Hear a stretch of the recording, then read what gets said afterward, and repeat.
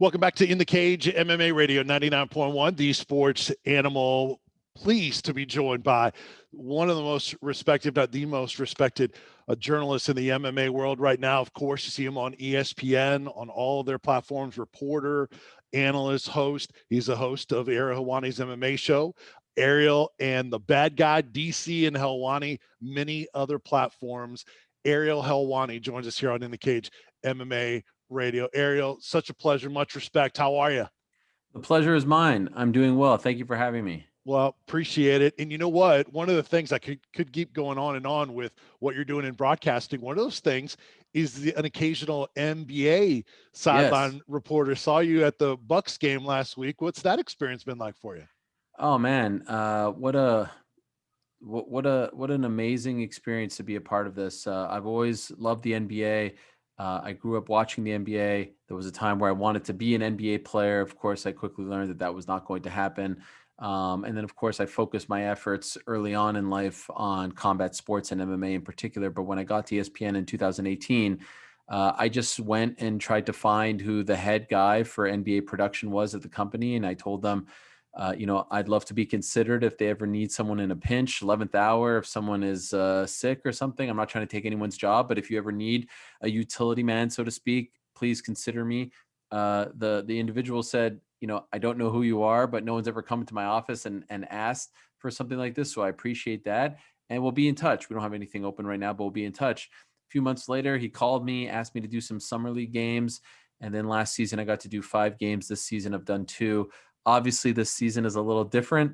You're not on the court. You're not up and close with the players. Last year was crazy because I got the full experience, so I'm hoping it could go back. But yes, to answer your question in a long-winded way, I love the sport, and even if I get to do it a couple times a year, 3 times a year, whatever, it's a huge honor. I'm a big fan, and I really appreciate them giving me this opportunity in addition to all the MMA stuff that I do. ESPN's Ariel Helwani joining us here on In the Cage MMA Radio. So, Ariel, there's a lot that you have accomplished. You mentioned that moment in 2018 when you joined ESPN, when you joined the UFC. Do you step back and look at just how things have really taken off for you in such a fairly quick period of time? Yeah, I guess you could say it's quick. For me, it doesn't feel like it's been very quick. I graduated from Syracuse in 2004. So, we're approaching 17 years out of college.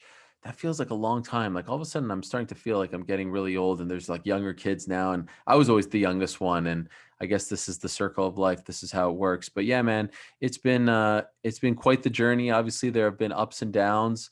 There have been setbacks. There have been great moments, and the goal was always to end up at a place like ESPN covering the sport on the biggest stage possible. So these past 2.5 years have flown by.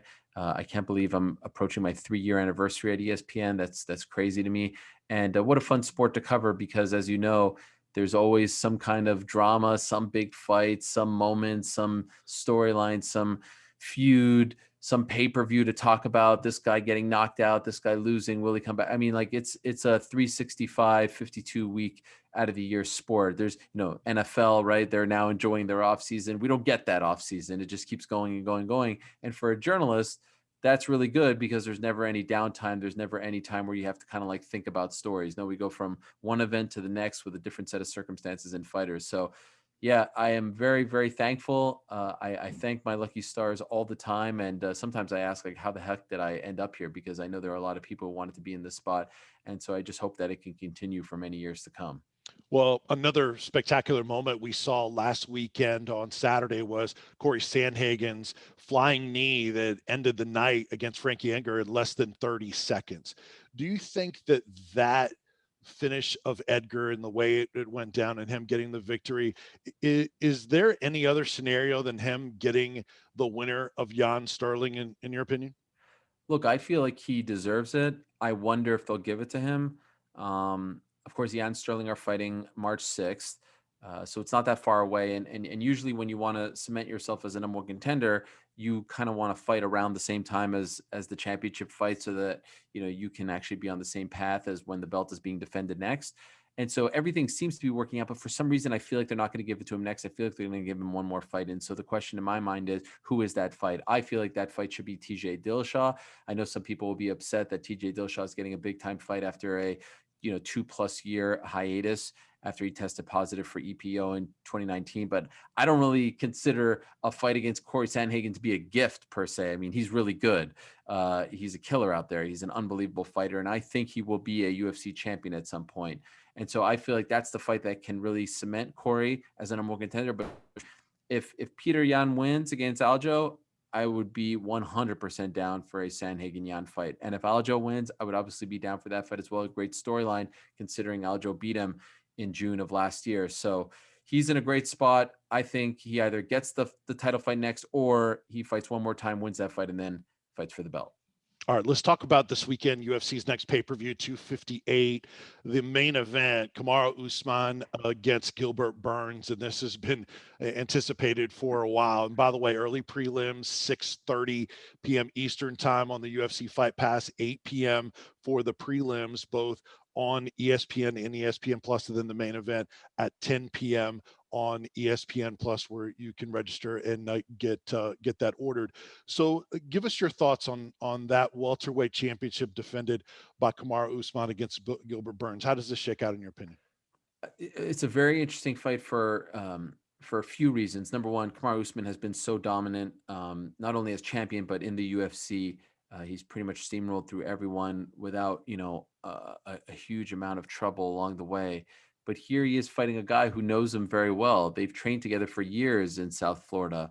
And once it seemed like this fight was going to happen, Kamaru Usman moved to Colorado to train with a great team over there, Trevor Whitman being his new head coach. What's really interesting is these guys, like when, for example, Kamaru Usman fought Jorge Masvidal in July.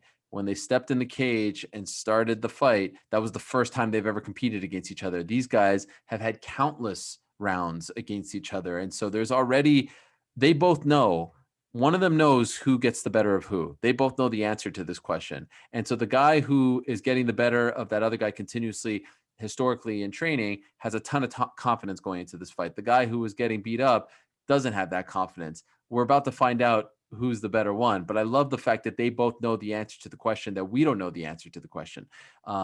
So I love that. I also find it interesting that Usman went to Colorado and is training with a great coach, Trevor Whitman, but the coach that essentially made both of these guys into the fighters that they are today, Henry Hoof, he stepped away and didn't train Burns and won't be in Burns' corner for this fight. So in some respects, Burns lost a coach while Usman gained a coach in Colorado and a new team as well. What does that translate into? So there's a lot of interesting components. Burns has looked really good. 2020 was a huge year for him. And he looked incredible against Damian Maia and Tyron Woodley. He's been a real success story, in my opinion. I don't think a lot of people thought that he would turn into this kind of fighter. So I'm really curious to see. If I'd have to pick one, I'd favor Usman. He's looked so good. His wrestling is great. His takedown defense is great. Burns' power as well. He's got the knockout power, but I think the champ has been on a roll, and I really like what working with Trevor Whitman in Colorado has done for his career. So I would side with him. 3 other matchups on the main card, with 2 ranked fighters in it. What else stands out to you about this UFC 258 card that maybe has your attention the most? Probably the Macy Barber fight, because I'm curious to see how she rebounds from tearing her ACL. She fought last January, so not a month ago, on the Conor McGregor Donald Cerrone card. There was a ton of buzz surrounding her. She was undefeated. And then, of course, she loses to Roxanne Modafferi and tears her ACL and is out for a year. Now she's training with a new team. She's been out for a while. How does a young fighter respond from their first loss? How do they respond from their first major injury? How do they respond with a new team? How do they respond with everyone sort of jumping off the bandwagon and now having to rebuild yourself? And she's fighting a really tough fighter in Alexa Grasso, who continues to improve. So if I had to pick one, I'd probably pick that fight. Have to ask you about that absolutely loaded and wild lightweight division. Is Khabib staying retired? What after UFC 257 with the Poirier and Chandler victories? How do you match them up? I know that's a lot, Ariel, to digest and break down, but just best you can summarize it. How do you think Dana White and the UFC matchmakers will try to pair up the top of that division? I think they're moving in the direction of doing McGregor Poirier 3. The big question is, will it be for the belt or not? Will they vacate the title and make that a vacant title fight, or will they just have their trilogy fight? Um, and then it sounds like, they tried to do Michael Chandler versus Charles Oliveira on this card, 258, but Oliveira said he wanted to fight for the belt, so he declined. So then do they try to run that one back, Chandler, Oliveira, or do they go with Chandler, Gaethje? And it seems like Chandler really wants that fight, and Gaethje does to a certain degree as well. And so if you do those two, then the big question is what happens to Charles Oliveira, who's kind of getting left out here. He's won 8 in a row. 7 of those 8 have been finishes, most submissions in UFC history. So I'm curious to see what they do with him. He's coming off a win over Tony Ferguson. Ferguson's still someone in the mix, although he's lost 2 in a row. I think a Ferguson-Paul Felder fight would make a lot of sense if they don't try to do maybe a Ferguson-Nate Diaz fight, who is, Nate is itching to get back in there as well. But as far as like the top goes, and probably the one that everyone is most interested in, it seems like they're moving, at least as of right now, in the direction of Poirier McGregor 3. But like I said, the big question is belt or no belt. I think Dustin Poirier should be fighting for a belt next. I know people would be upset if Conor fought for a belt, and I understand that. But I would hate for Dustin's next fight to not be for a belt, because I think he's earned that. Last 2 quick things. Do you think Henry Cejudo comes back? I think he eventually comes back, maybe back end of this year or next year. I think he tried to walk away and make the UFC miss him. I think he mishandled all of that very much. I mean, you can't retire and then go to the press conference an hour later and say, "Well, I'd come back if the money was right." Well, no, like you gotta have a better poker face than that. And with all due respect to him, as great as he is, one of the best fighters ever, a legend, a gold medalist, I don't know if people are missing him as much as he thought they would, because quite frankly, I don't think he allowed them to miss him. He just kind of stayed omnipresent, and you have to kind of go away if you want people to miss you and clamor for you to come back. So eventually I think he comes back. I think he comes back at 135. I don't think he wants to cut any weight. But I don't think it happens like beginning of this year, first half of this year, but maybe back end, maybe next year. At some point, I think we see him fight again. Really envious of you getting to work with Daniel Cormier, his personality, his experiences, the fact that he has opinions. I mean, that's so neat, the chemistry you guys have, but also listening to him on commentary is fantastic as well. Do you have a DC story, maybe a funny moment or something that happened behind the scenes that you could share with our listeners? Well, I agree with you. He is one of the best, regardless of any sport. There's no doubt about that. I could tell you about the first time I met him in person. It was November of 2009. We were in Chicago, and he was there with his friend King Mohammed Lawal, who was fighting on a Strikeforce card in Chicago. And this is the first time I ever met him. And we were talking and all this stuff. And at the end of the media day that I was at, he said to me, "Come on, we're going to eat. Come have lunch with us." And I, being the journalist that I am, I said, "Oh, no, I'm not. I don't hang out with fighters. I don't go eat with you. That's against all the rules. That's unethical, all this stuff." And he's like, "What are you talking about? That's crazy." He's just the kind of guy who likes to be around a lot of people. He's not so much of a loner. And he said, "One day we're going to be best friends. That's going to be my mission." And I was like, "All right, whatever." I didn't really think twice about it. Fast forward, now we're coworkers. I consider him a friend. I could say that now because he's no longer fighting. We talk, no joke, maybe 8 to 10 times a day. Wow. It's incessant. And often, and more often than not, about everything but MMA. He's a big basketball fan. I'm a big basketball fan. We talk about the football. He's a Saints fan. I'm a Bills fan. All this stuff. So yeah, he's just a great guy, and it's just funny because he kind of called this all those years ago. I didn't expect it to go down like this, but I love doing the show with him, and I hope that we can do it for many years to come. Yeah, it's a great listen, and he's fantastic, as you mentioned, as an analyst. Don't forget UFC 258 pay-per-view on ESPN Plus, 10 p.m. early prelims at 8, also on ESPN, and then the prelims at 8, early prelims at 6:30 on the UFC Fight Pass. Ariel, real pleasure. Thank you so much. I know Knoxville can't wait for UFC 258, but thank you for talking to the fight fans here in this area. Oh yeah, shout out to Knoxville, Tennessee, great state. I don't think I've ever been to Tennessee, but I would love to go one day. And congratulations to the Tennessee Volunteers for their guy Peyton Manning getting inducted into the Hall of Fame. So Yeah. thank you for having me. I appreciate it very much. Thanks, Ariel. Take care. Be safe. You too.